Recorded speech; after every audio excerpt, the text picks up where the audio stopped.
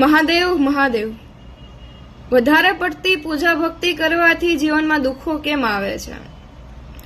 તો મેં પહેલા પણ કીધેલું છે એ જ રીતે કે ભક્તિ કરવાથી દુઃખો નથી આવતા, પણ તમે ભક્તિ કરો છો ને એટલે તમારા જે અનેકો કર્મો હોય છે એના જેટલા પણ જે પાપ હોય, મતલબ જે કંઈ પણ વસ્તુ હોય ને બધી એક સાથે, જે દુઃખો છે ને કર્મો, ખરાબ કર્મો, એના બધા દુઃખો એક સાથે આવી જાય છે.